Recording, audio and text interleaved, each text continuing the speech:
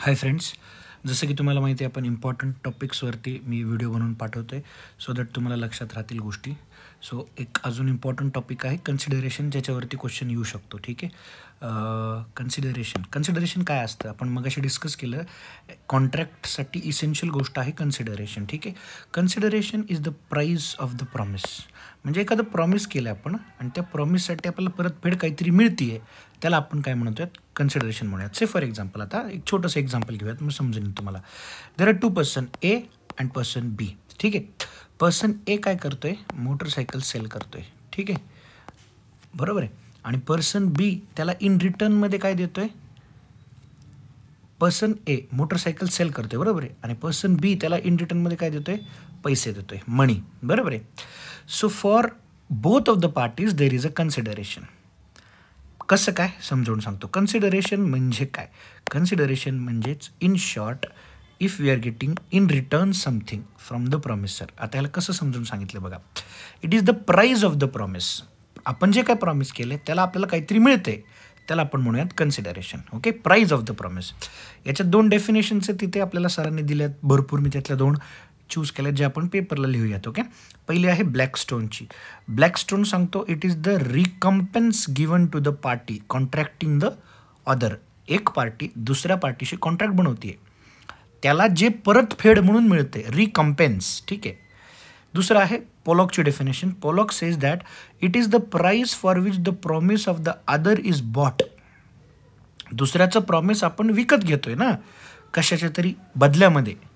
And promise thus given for the value that is called as consideration. समजलं असेल सगळ्यांना, एकदम सोप्या भाषेत सांगितलं. आपण काहीतरी देतोय, ठीक आहे, त्याला इन रिटर्न आपल्याला काहीतरी परत मिळते, that is called as consideration. Okay, समजलं असेल. आता कन्सिडरेशन कुठे दिले बघा. Consideration is given in the section 2D. Okay, section 2D मग असेच आपण डिस्कस केलं. सेक्शन 2D काय सांगतो, when at the desire of the promisor. आता हा पण एक मोठा मुद्दा आहे, डिझायर ऑफ द प्रॉमिसर.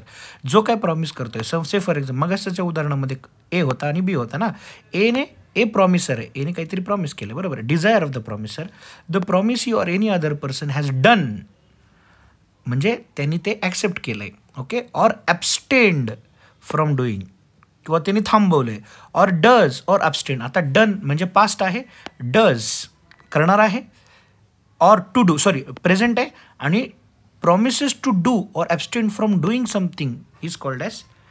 तीन गोष्टी सांगायच्या, थोडंसं अवघड शब्दांमध्ये आहे पण मी सोप्या भाषेत समजून सांगतो. ओके, जेव्हा एखादा प्रॉमिसर असतो, त्याच्या इच्छेवरती प्रॉमिसीनी एखादी गोष्ट केली आहे किंवा करणार आहे फ्युचरमध्ये, ओके, किंवा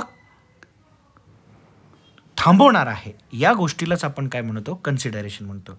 so in short consideration like idiom आपण वापरायचे, मॅक्झिम वापरायचे, दॅट इज क्विड प्रो को. काय मॅक्झिमचं नाव, क्विड प्रो को. दिसतं इथं, क्विड प्रो को. एवढं पाठ करा, क्विड प्रो को. कन्सिडरेशन अजून एका सेक्शनमध्ये अजून मेन्शन केलं आहे, दॅट इज सेक्शन 25. काय म्हणतं सेक्शन 25 बघा. Agreement without consideration is void unless it falls under exceptions. आपल्याला सगळ्यांना माहिती आहे, आपण कन्सिडरेशनची डेफिनेशन बघितलेली आहे. ओके, कॉन्ट्रॅक्टची डेफिनेशन बघितली आहे. मी कॉन्ट्रॅक्टची डेफिनेशन परत येतं सांगतो. Contract is nothing but agreement which is liable और जे कोर्ट ऑफ लॉमध्ये ॲक्सेप्टेबल आहे. ठीक आहे, लीगल बाउंडेशन आहे ज्याच्यामध्ये. Is it clear. तर इथं काय सांगितलेलं आहे की असं ॲग्रीमेंट ज्याच्यात कन्सिडरेशन नाही आहे ते वॉइड नसू शकतं. कुठल्या कॅटेगरीजमध्ये नसू शकतो ते सेक्शन 5मध्ये नंतर मी थोडंसं एक्सप्लेन करेल. Okay, I will explain the section 25 afterwards. So एवढं फक्त लक्षात ठेवा, agreement without consideration void unless it falls under exceptions. म्हणजे हे शॉर्टमध्ये सांगितलं झालं. शॉर्टमध्ये मी तुम्हाला लिहून देतो वाटलंच तर. Section 25 is the exception of consideration. कन्सिडरेशनचं एक्सेप्शन आहे. ओके, लक्षात ठेवा. ठीक आहे. नेक्स्ट, कन्सिडरेशनसाठी कुठल्या कुठल्या गोष्टी लागतात. पहिलं, डिझायर ऑफ द प्रॉमिसर. इच्छा लागते कोणाची, प्रॉमिसरची. प्रॉमिसरनी इच्छा दर्शवली पाहिजे त्याची. Okay. Next, it may move from the promise or any other person. आता ह्याच्यावर केस लॉज बघूयात आपण. ठीक आहे. It can be past, present और फ्युचर. मी सांगितलं कन्सिडरेशन कसं असू शकतं, जुन्या काळामध्ये घडलेल्या घटनेवरती केलेलं कन्सिडरेशन असू शकतं, जे आत्ता चालू आहे त्याच्यावरती असू शकतं, किंवा फ्युचरमध्ये आपण काहीतरी करणार आहोत याचं कन्सिडरेशन असू शकतं. कन्सिडरेशन मस्ट बी लॉफुल, काहीतरी एक लॉफुल उद्देशाने ते बनवलेलं असलं पाहिजे कन्सिडरेशन. ओके. नेक्स्ट आता आपण बघणार आहोत at the desire of the promisor, म्हणजे प्रॉमिसरच्या इच्छेवरती जर कन्सिडरेशन झाला असेल तरच ते व्हॅलिड असतं. Unless it is void, that contract is void और दॅट ॲग्रीमेंट इज वॉइड. ॲग्रीमेंटच जर वॉइड असेल तर कॉन्ट्रॅक्टच नसणार आहे, लक्षात ठेवा. बिकॉज कॉन्ट्रॅक्शनचं कंपल्शन आहे की contract must be an agreement. पण जर ॲग्रीमेंटच नसेल किंवा ॲग्रीमेंट वॉइड असेल तर तो कॉन्ट्रॅक्ट नाही आहे. आता इथं आपल्याला लक्षात ठेवायचे आहे दुर्गा प्रसाद वर्सेस बालदेवची केस. ओके. आता दुर्गा प्रसाद आणि बालदेव ह्या दोघांमध्ये लक्षात ठेवा प्लेंटिफ आहे दुर्गा प्रसाद बालदेव. आता कसं आहे मी तुम्हाला समजून सांगतो. Plaintiff on the order of the collector, एक कलेक्टर होता, थर्ड पर्सन होता. ठीक आहे, कलेक्टर थर्ड पर्सन होता. आपण आता ह्या 3 गोष्टी इथं लक्षात ठेवूयात. ओके, ए, बी आणि सी. समजून घ्या हे प्रॉपरली, केस लॉ पूर्ण समजून घ्या. The plaintiff on the order of the collector, हा कलेक्टर आहे, C is for collector. Okay. कलेक्टरच्या ऑर्डरवरनी प्लेंटिफने काय केलं, एक टाऊन हॉल बिल्ड केला. ओके, स्वतःच्या पैशावरती. And the shops came to be occupied by the defendant. आता डिफेंडंटने काय केलं, तिथे शॉप्स ऑक्युपाय केले. ठीक आहे. कन्सिडरेशन कोणाचं होतं, सी, इथं लक्षात ठेवा. ठीक आहे, म्हणजे डिफेंडंटनी सीकडनं काहीच कन्सिडरेशन घेतलेलं नाही आहे. सो हीच केस लॉ इथे काय समजून सांगतं, पूर्ण वाचून घ्या तुम्ही, नंतर तुम्हाला प्रॉपरली समजेल. This act was the result not of the promise but of the collector's order. Okay. त्यामुळेच इथं जे ग्राउंड होते ते ग्राउंड खारिज करण्यात आले. ठीक आहे. आणि जे काही डिफेंडंट होता त्या डिफेंडंटला रिलीज करण्यात आलं. कसं काय मी तुम्हाला समजवतो. तर फॅक्ट्स हेल्ड आणि प्रिन्सिपल तिन्ही सांगितलेले आहेत. ओके. पहिलं, plaintiff built a shop at collector's request. Complaint करणाऱ्यांनी कलेक्टरच्या रिक्वेस्टवर मानले. Shopkeeper promise to pay commission. शॉपकीपरनी परत कमिशन दिलंच नाही ना. शॉपकीपरनी कमिशन दिलं का, नाही. आणि म्हणून शॉपकीपरला काय करण्यात आलं होतं, रिलीफ करण्यात आलं होतं. ठीक आहे. नो व्हॅलिड कन्सिडरेशन, कारण तिथं व्हॅलिड कन्सिडरेशन नव्हतं. ही एक केस लक्षात ठेवायची आहे तुम्हाला, प्रॉपरली वाचून घ्या. Maybe I could not explain it properly, but थोडंसं समजून घ्या, त्याचा बेस मी समजून सांगितलेला आहे तुम्हाला. ओके. नेक्स्ट तुम्हाला इथे काय करायचं आहे, दुसरं फ्युचर कन्सिडरेशनवरती एक केस समजून सांगायची आहे. Kedarnath just for the sake,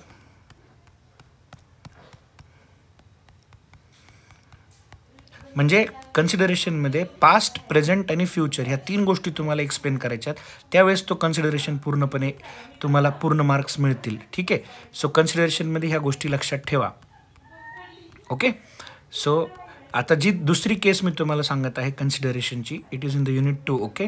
ती कन्सिडरेशनची केस तुम्हाला सांगायची आहे कोणाबद्दल, अबाउट केदारनाथ अँड गौरी मोहम्मद. ठीक आहे. आता केदारनाथ आणि गौरी मोहम्मदची केस कशी आहे हे समजून घ्या. बरं, ठीक आहे. आता इथे काय झालं बघा, Kedarnath Bhattacharji, it was thought as to एक टाऊन हॉल बांधायचा होता हावडा रिजनमध्ये, आणि त्याच्यासाठी लोकांकडनं पैसे घेण्यात आले होते. पैसे कसे घेण्यात आले होते, चिठ्ठ्या बनवल्या होत्या किंवा आपण म्हणतो ना पावत्या बनवल्या होत्या. ओके. आणि मग जो इथं आहे ना डिफेंडंट, त्या डिफेंडंटनी पैसे दिले नाही, म्हणून कंप्लेंट कोणी केली, केदारनाथ भट्टाचार्यने कंप्लेंट केली. केदारनाथ भट्टाचार्यने की बाबा कोणी पैसे दिले नाहीत, गौरी मोहम्मदने. पण गौरी मोहम्मद म्हणाला की बाबा मी काही असं कन्सिडरेशन केलंच नव्हतं, मला ह्याच्यात परत काय भेटतच नाही आहे. पण ज्या अर्थे गौरी मोहम्मदने त्या चिठ्ठीवरती त्याची अमाऊंट दिली होती, आणि त्यावेळेस 100 रुपये लिहिले होते बरं का, पण ते 100 रुपये चिठ्ठीवरती लिहिले आणि नंतर देतो म्हणाला, पण त्याने दिले का, नाही दिले. ठीक आहे. आणि जेव्हा डिफेंडंट म्हणाला, म्हणजे गौरी मोहम्मद म्हणाला की नाही बाबा हे कन्सिडरेशन नाहीच आहे, कारण ह्याच्यात मला परत काही मिळतच नाही आहे, त्यावेळेस कोर्टाने असं सांगितलेलं की फ्युचर कन्सिडरेशन तुला माहीत होतं. इकडे बघा ना, the act of the plaintiff entering in to contract with the contractor was done at the desire of the defendant. म्हणजे इथं डिफेंडंटची डिझायर आहे, बरोबर ना, त्याची स्वतःची डिझायर, त्यांनी इच्छा प्रगट केली होती, हो मी देतो, माझ्या स्वइच्छेने मी तिथं 100 रुपये लिहित आहे, तर ते मला दिलेच पाहिजेत, बरोबर आहे ना. सो ते त्याने दिले नाही, आणि म्हणून त्याला कोर्टाने ते पैसे द्यायला लावले. Is it clear? So this is the case of future consideration. Please remember this. Future consideration case जी आहे ती आहे केदारनाथ भट्टाचारी वर्सेस गौरी मोहम्मद. ठीक आहे. Please explain this case carefully. ह्या 2 केस झाल्या. ठीक आहे. त्याच्यानंतर एक वेगळा प्रश्न येतो, that is doctrine of privity of consideration. तो मी तुम्हाला पुढच्या व्हिडिओमध्ये समजून सांगेल. या व्हिडिओमध्ये समजलं तुम्हाला कन्सिडरेशन म्हणजे काय आहेत, इसेन्शियल्स काय आहेत कन्सिडरेशनचे. ओके, लॉफुल पण असलं पाहिजे, बरोबर ना. हे एसेन्शियल्स लक्षात ठेवा, डेफिनेशन लक्षात ठेवा, सेक्शन लक्षात ठेवा आणि 2 केस लॉज लक्षात ठेवा. ठीक आहे, थँक्यू सो मच.